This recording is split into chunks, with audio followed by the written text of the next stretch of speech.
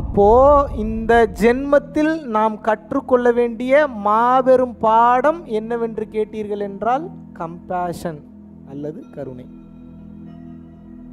Love. நம்ம பண்ணுறோம்ல, நம்ம பண்ணுறதுக்கு பேர் லவ் இல்லை, கருமாந்திரம். நம்ம பண்ணுறதுக்கு பேர் என்ன?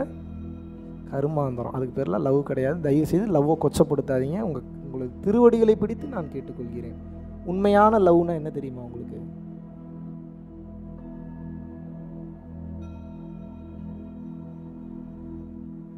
என்ன சேட்டை ஒருத்தங்க பண்ணாலும் அதை அழகாக ரசித்து அந்த உயிருக்கு என்ன தேவையோ அதை கொடுத்துக்கிட்டே இருக்கிறதுக்கு பேர் லவ். அதுக்கு பேர் தான்.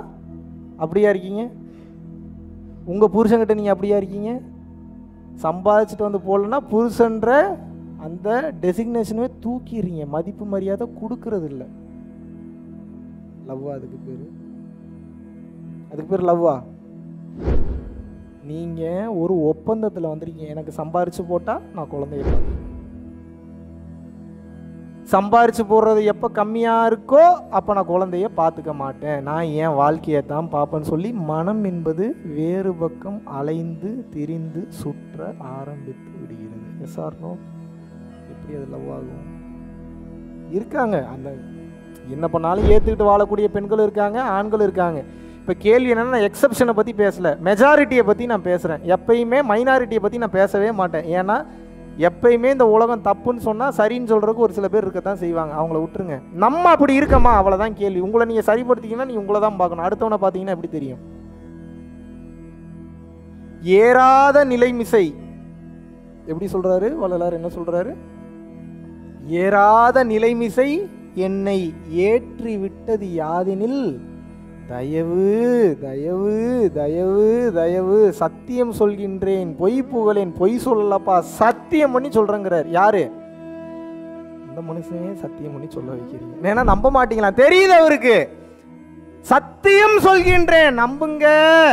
தவம் பண்ணாலும் தேவரும் மூவரும் யாவரும் அடைந்திராத நிலை எனக்கு அளித்தார் பெரும். பெரிய பெரிய ஆளுங்கெல்லாம் அடைஞ்சிராத நிலை எனக்கு கொடுத்துச்சு. எது கொடுத்துச்சு? எது கொடுத்துச்சுங்க? தயவு. தயவுக்கு இன்னொரு பேர் கருணை அல்லது லவ் அல்லது கம்பேஷன் அல்லது இரக்கம். எல்லாம் ஒன்று தான். லவ்னால அதுதான், கருணைனால அதுதான், தயவுனால அதுதான், உயிர் இரக்கம்னால அதுதான், கம்பேஷன்னால அதுதான். அதுக்கு என்ன பேர் இருக்கோ அதை வச்சுக்கோங்க. உங்களுக்கு ஃபார்முலாவை சொல்லி கொடுத்துட்டேன், இவ்வளோதான் கிளாஸ், இதுக்கு அரை வினாடி போதும். இருந்தாலும் ஒரு நாள் எதுக்கு எனக்கு தேவைப்படுது? இன்னும் ஒரு வாரம் உட்காந்திங்கன்னா எதான் சொல்லுவேன், வேறு வேறு டிசைனில் சொல்லுவேன். கருணை, இந்த பக்கம் இங்கே இருந்து வந்தாலும் கருணை, அந்த பக்கம் இருந்து வந்தாலும் கருணை, நேராக வந்தாலும் கருணை, பின்னாடியிலேருந்து வந்தாலும் கருணை, ஒரே இடத்துல நின்னீங்கனாலும் கருணை, வானத்துலேருந்து குதிச்சிங்கனாலும் கருணை. எப்படி பார்த்தீங்கனாலும் நான் எதை சொல்லி கொடுப்பேன்? கருணை.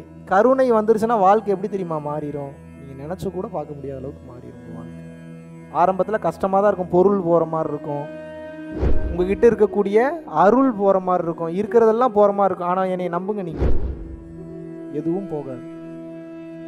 கருணை உணர்வோடு உண்மையாக இருந்து ஒருத்தனுக்கு நீங்கள் ஒரு விஷயம் செய்கிறீங்க அப்படின்னா பல மடங்கு வந்துடும் உங்களுக்கு, திருப்பி 100% வரும். அறிவு என்ன சொல்லுது? ஒரு சில சித்தர்கள், ஒரு சில யோகிகள், ஒரு சில குருமார்கள் தன்னை தொடவிட மாட்டார்கள். ஏன் தொடவிட மாட்டாங்க? நான் கஷ்டப்பட்டு தவம் பண்ணி சேர்த்து வச்சுருக்கேன், எனர்ஜி எனக்கு இருக்குது, தொட்டா போயிடும். தொட்டா கண்டிப்பாக போகும், 100% எனர்ஜி பாஸ் ஆகும், மாற்று கருத்தே இல்லை. ஆனால் அது அறிவு சொல்லும். இறைவன் அறிவுக்கு மேலே இருக்கிறார்.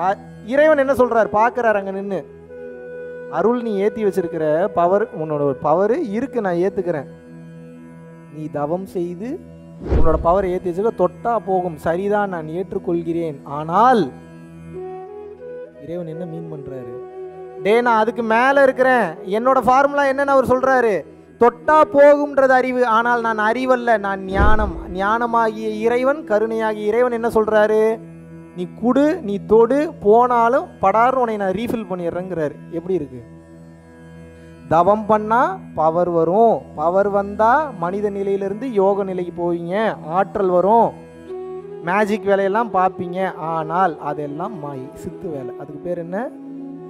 பல பேர் இதனால தான் தொட்டா போயிரும் நினைக்கிறாங்க. ஆனால் கருணை நெறி சித்தர் நெறியை விட உயர்ந்த நெறி. அதை சொல்லித் தருவதற்கு இன்று ஆட்கள் கிடையாது. கருணை தான் அத்தனை ஆற்றல்களையும் தர வல்லது. நீங்கள் தவம் பண்ணாலும் 1000 வருஷம் உட்காந்து தவம் பண்ணணும் ஒரு 60 கோடி சித்துக்களை பெறுறதுக்கு. கருணையாக இருந்தீங்கன்னா சர்வ சித்திகளையும் பெற்றலாங்கிறார். சர்வ சித்தின்னா என்ன? 60 கோடி 70 கோடி சித்தெல்லாம் கிடையாது. அட்டமா சித்து 8 தாங்க. 8K காத்தோட காத்தா கரையெல்லாம், நெருப்போட நெருப்பாக கரையெல்லாம், ஆகாயம் விட்டு ஆகாயம் போகலாம், அண்டம் விட்டு அண்டம் போகலாம், அரை வினாடியில் ஆளே காணாமல் போகலாம், எந்த உருவம் வேணாலும் எடுக்கலாம். 8 சித்துக்கே 60 கோடி சித்து இருந்ததுன்னா அப்போ என்னெல்லாம் பண்ணலாம்? எண்ணிலடங்காத சித்துக்களுக்கு பேர் சர்வ சித்தி. அப்போ சர்வ சித்தியெல்லாம் இருந்தால் என்னெல்லாம் பண்ணலாம்?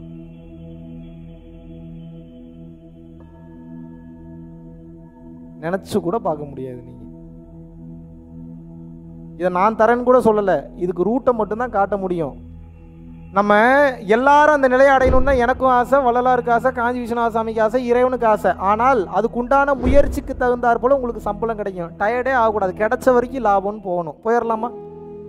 கிடைச்ச வரைக்கும் லாபம்.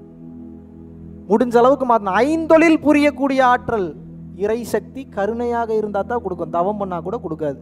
திருமூலர் போன்றவர்கள், தாய்மானவர்கள் போன்றவர்களே குறிப்பிட்ட லெவலில் தான் அடைஞ்சிருக்காங்களாம். சதாசிவ நிலைன்னு ஒரு நிலை இருக்கு. அந்த நிலையை கடந்த நிலையெல்லாம் அருட்பெருஞ்சோதி நிலை இருக்கு. அந்த நிலைக்கெல்லாம் போகணும்னா கருணை தான் சாவி.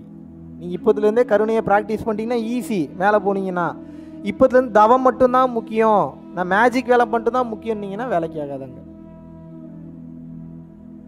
இதனால தான் சொன்னார், ஏறாத நிலைமிசை என்னை ஏற்றி விட்டது யாதெனில் தயவுங்கிறாரு. இறைவனின் வல்லமை என்னவோ அந்த வல்லமையை நீ பெற்றுக்கொள்கிறாரு. இது என்ன பிரச்சனை உங்களுக்கு? அவரே கொடுக்குறேங்கிறாரு. நீங்க அடையணும்னு ஆசைப்படுறீங்களா? பெண், பொன், சுகம் இதெல்லாம் அனுபவிங்க. இதெல்லாம் தப்பே கிடையாதுன்னு தான் சொல்றாங்க சித்தர்கள். இதெல்லாம் தப்பு கிடையாது, அனுபவிக்கிறதுக்கு தான் வச்சிருக்கேன். ஆனா இதை அனுபவிக்கும் போது ஒரு தன்மைக்கு வந்துடும், இது எதுவும் நிரந்தரமான இன்பம் கிடையாது. நமக்கு என்ன வேணும்னு நினைக்கிறீங்க? சந்தோஷம், சுகம் தான் வேணும். கல்யாணம் பண்ணோடனே கைகால் விளங்காம போயிடணும் யாராவது கல்யாணம் பண்ணுவீங்களா? செக்ஸ் வச்சுக்கும்போது மூக்கில் இருந்த ரத்தம் வரும்னா யாராவது செக்ஸ் வச்சுப்பீங்களா? நீங்கள் சாப்பிடும்போது தலை வெடிச்சிருன்னா யாராவது சாப்பிடுவீங்களா? கார் ஓட்டும் போது எந்த கார் ஓட்டினாலும் தீ பிடிச்சி எரிஞ்சிடும் யாராவது கார் ஓட்டுவீங்களா? அப்போ உங்களுக்கு தேவை என்ன? காரோ செக்ஸோ சாப்பாடோ புள்ளையோ கிடையாது. உங்களுக்கு என்ன வேணும்னா எது பண்ணாலும் சுகமாக இருக்கணும்னு நினைக்கிறீங்க. அவ்வளோதானே மேட்ரு. இவ்வளோதான் உலகம், முடிஞ்சு போச்சு. உங்களுக்கு என்ன வேணும்? உங்களுக்கு என்ன வேணும்? எது பண்ணாலும் எப்படி இருக்கணும்? இப்போ நான் பேசுனா கேட்டால் சுகமாக இருக்கும். வந்தது கெட்ட கெட்ட வார்த்தையில் திட்டினா எப்படி இருக்கும் உங்களுக்கு? அசிங்கமாக வந்ததில் நீங்கள் நினச்சி கூட பார்க்க முடியாத கெட்ட கெட்ட வார்த்தையில் திட்டுற சுகமாக இருக்குமா உங்களுக்கு? எப்படி இருக்கும் உங்களுக்கு? வெறுத்துருவீங்க. என்னடா வந்ததுலேருந்து மானங்கிட பேசுகிறானே, இந்த வாங்குறான்னு தோணுமா? தோணும். அப்போ நான் எது செய்தாலும் உங்களுக்கு எப்படி இருக்கணும்? சுகமாக இருக்கணும். அப்போ மொத்த மனிதனுடைய தேவை என்ன? முடிஞ்சிச்சு, அவ்வளோதான் சப்ஜெக்ட். இப்போ உங்களுக்கு என்ன வேணும்? சொல்லி தொலைங்க. இப்போயாவது சொல்லுங்க, உங்களுக்கு என்ன வேணும்? என்ன வேணும்? சுகம் வேணும். இதை ஏற்றுக்க மாட்டீங்க. இதை ஒத்துக்கிட்டீங்கன்னா ஞானம் வந்துடும் உங்களுக்கு. எனக்கு என்ன வேணும் நல்லா யோசிப்போம். ஆமாம், இல்லை பணம் வந்தாலும் அது சுகமாக இருக்கணுன்றது தான் பணம் வருது. வீடு கட்டினாலும் சுகமாக இருக்கணுக்கு தான் வீடு கட்டுறோம். கல்யாணம் பண்ணாலும் சுகமாக இருக்கணுன்றது தான் கல்யாணம் பண்ணுறோம். செக்ஸ் வச்சுக்கிட்டாலும் சுகமாக இருக்கணுன்றது தான் செக்ஸ் வச்சுக்கிறோம். இப்போ உங்களுக்கு என்ன வேணும்? சுகம் வேணும். இப்போ பிரச்சனை என்னென்னா, இது எதை வேணாலும் நீங்கள் இத்தனை வருஷம் அனுபவிச்சிருப்பீங்க. அனுபவிக்கும் போதே தெரிஞ்சிருக்கும் இது நிரந்தரமான சுகத்தை கொடுத்துச்சா. இதை புரிஞ்சுக்கணும். இதுதான் ஞானம். இதை அனுபவிக்கிறதுக்கு தான் கொடுத்துருக்கான். அனுபவிச்சுக்கிட்டே இருந்து சாகிறது கொடுக்கல. இறைவன் என்ன சொல்றாருன்னா, டேய் லூசு பயலே, முட்டா பயலே, கிறுக்கு பயலே, உனக்கு சுகம் தாண்டா முக்கியம். அந்த சுகம் நான் படைத்த எந்த பொருட்களிலும் கிடையாது, மாயை. அது நான் உனக்கு வச்ச கேம். நான் படைத்த பொருட்களில் இல்லை சுகம். சுகம் என்பது யாதெனில் நானே சுகம் அப்படிங்கிறார்.